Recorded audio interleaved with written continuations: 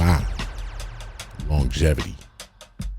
I can pull out a groovebox from 15 years ago right now and still do what I did on it 15 years ago with no worries and no stress. Whereas a DAW, it gets slower over time. You get caught up in the update traps, new versions every month, a new subscription, this, that, and the third. Who wants to deal with that when it comes to making music sometimes, right? Maybe you just want to pull out your groovebox and just start finger drumming and banging pads and coming up with the next idea or the next skeleton. You may not want to worry about, oh, is this updated? Oh, I got to renew this subscription. Oh man, this patch is not working with that. Or, oh, I got to get the update because I can't use this until I have it updated and it's just not talking to this one because it's old now. You don't have to worry about that with a groovebox. You just pull it out of the case and you're ready to go.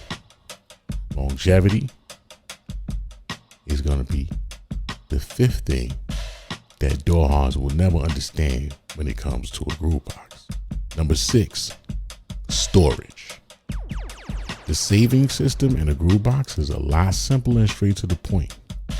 I can have 10 projects on an MPC, take those same 10 projects to an MPC in another state, another town, and those same 10 projects will load up with no problem. That's a huge plus.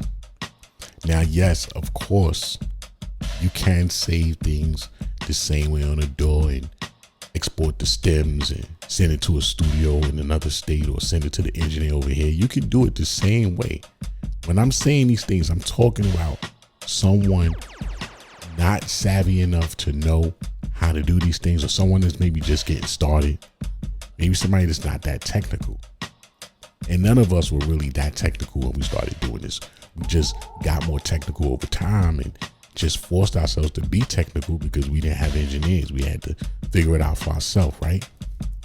But even to this day, sometimes you can save a session and you send a session to somebody and the horn is missing, or Ableton can't find the bass line, or it can't find this track, or it can't find that track. And yeah, you can ask Ableton to look for it or find it, or maybe it's on another hard drive, or you change your filing system in your computer and it doesn't remember the filing system on this computer because you made this track on an old computer. A groovebox, you don't have to worry about that because you save it, you load it up to another groovebox, the same model, of course. It's gonna load with no issues. Number 7, portability. The groovebox is super portable. And yes, the laptop is super portable too. But remember, with a laptop, you gotta remember to bring your bag, your cables, you got your headphones, you got your external hard drives, you got your portable speakers. Grooveboxes now already have all of that on board. As gimmicky as it is, this saves you space, time, and energy. That speaker on the front of the MPC Loud 2, yeah, I mean, it's super gimmicky, but if you look at the big picture, it does save you time and space because you have everything that you need right there. You don't have to look for nothing. You don't have to connect nothing. You just turn it on and you go. So the portability aspect when it comes to grooveboxes cannot be beat, period. It's the 7th thing that DAWs will never understand when it comes to a groovebox. Number 8, reliability.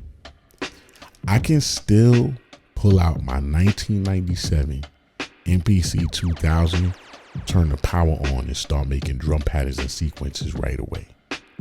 Not saying you can't do that with a DAW, but it's just something about that process that adds to the content and the end results.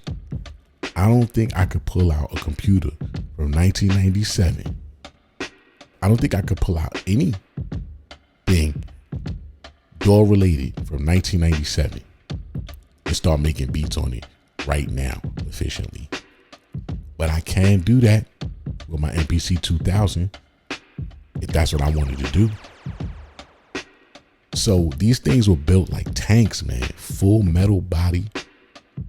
You could bang on it with a hammer. You could bang on it with your fist. You could do whatever. Push the buttons in, flip the switch, drop it. It still works. I mean, you could throw this thing, you could put this thing in the stove and it's still gonna work. That's how solid these things were, and they still work today. Now, yeah, the screen might be a little busted. Some of the pixels in the screen might be a little busted, but you know, all of that can be fixed if you had to. But the reliability on these things, it can't be beat. I mean, a restored MPC 62 is going for like $3,000, man. I mean, no computer in the 90s is going for $3,000 unless they was trying to prop it up in some museum as a relic as to what computers today are based on. But as for right now, the reliability in the groovebox just can't be beat. And these things were made like tanks then, and some of them, believe it or not, are made like tanks now. Let me take that back. In fact, these grooveboxes today are not made as well as the grooveboxes back in the day. And I'm just speaking about mainly the MPC. I mean, the MPC 60s, the 62, 2000 XL. I mean, these things were just bulletproof. So no, they're not making grooveboxes today with that kind of bulk and that kind of armor, but it's still pretty reliable. It's still pretty reliable. Reliability is the eighth thing that drawhards will never understand when it comes to a groovebox. I'm gonna bring this one to a close. Keep doing your thing, and I'm gonna see you guys in the next video. Take care.